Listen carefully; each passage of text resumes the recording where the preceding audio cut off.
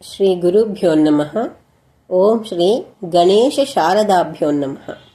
ಕಾತ್ಯಾಯನಾಯ ವಿದ್ಮಹೇ ಕನ್ಯಾಕುಮಾರಿ ಚ ಧೀಮಹಿ ತನ್ನೋ ದುರ್ಗಿ ಪ್ರಚೋದಯಾತ್. ಶ್ರೀ ದುರ್ಗಾ ಕವಚ ಶ್ಲೋಕ 24ರಿಂದ 27ರವರೆಗೂ ಶ್ಲೋಕಗಳು ಮತ್ತು ಅದರ ಅರ್ಥ. ಘಂಟಿಕಾ ಚಿತ್ರಘಂಟಾ ಚ ಮಹಾಮಾಯಾ ಚ ತಾಲುಕೆ ಕಾಮಾಕ್ಷಿ ಚಿಬುಕಂ ರಕ್ಷೇದ್ವಾಚಂ ಮೇ ಸರ್ವಮಂಗಳ. ಗಂಟಳಿನ ಕೆಳಭಾಗವನ್ನು ಚಿತ್ರಘಂಟ ಎಂಬ ದೇವತೆ, ಕಾಲುಗಳನ್ನು ಮಹಾಮಾಯೆಯು, ಚಿಟುಕವನ್ನು ಕಾಮಾಕ್ಷಿಯು, ಮಾತಿನ ಸ್ವರವನ್ನು ಸರ್ವಮಂಗಳೆಯು ಕಾಪಾಡಲಿ. ಗ್ರೀವಾಯಾಂ ಭದ್ರಕಾಳಿ ಚ ಪೃಷ್ಠವಂಶೇ ಧನುರ್ಧರಿ ನೀಲಿಗ್ರೀವಾ ಬಹಿಕ್ಕಂಠೆ ನಲಿಕಾಂ ನಲಕೂಬರಿ.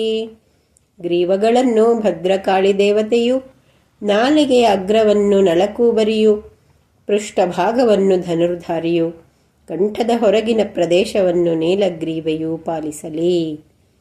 ಸ್ಕಂದಯೋ ಖಡ್ಗಿಣಿ ರಕ್ಷೇದ್ಬಾಹೋ ಮೇ ವಜ್ರಧಾರಿಣಿ ಹಸ್ತಯೋರ್ದಂಡಿನಿ ರಕ್ಷೇದಂಬಿಕಾ ಚಾಂಗುಲೀಸ್ತಥಾ.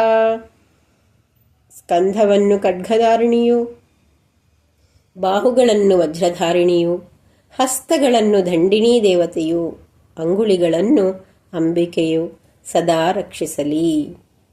ನಖಾನ್ ಚೋಲೇಶ್ವರಿ ರಕ್ಷೇತ್ ಕುಕ್ಷೌ ರಕ್ಷೇತ್ ಕುಲೇಶ್ವರಿ ಸ್ತನೌ ರಕ್ಷೇನ್ ಮಹಾದೇವಿ ಮನಶ್ಯೋಕ ವಿನಾಶಿನಿ. ತಾಯಿ, ನಿನ್ನ ನಖಗಳಿಂದ ನನ್ನ ಶರೀರವನ್ನು ಹಿಂಸಿಸುವ ದುಷ್ಟಗ್ರಹಗಳನ್ನು ಸಂಹರಿಸು. ಇದಕ್ಕೆ ನೀನು ಶೂಲರೂಪಿಯಾಗಿ ಬರಬೇಕು. ನನ್ನ ಕಣ್ಣುಗಳನ್ನು ನೀನು ನಳೇಶ್ವರಿ ರೂಪದಲ್ಲಿ ರಕ್ಷಿಸು.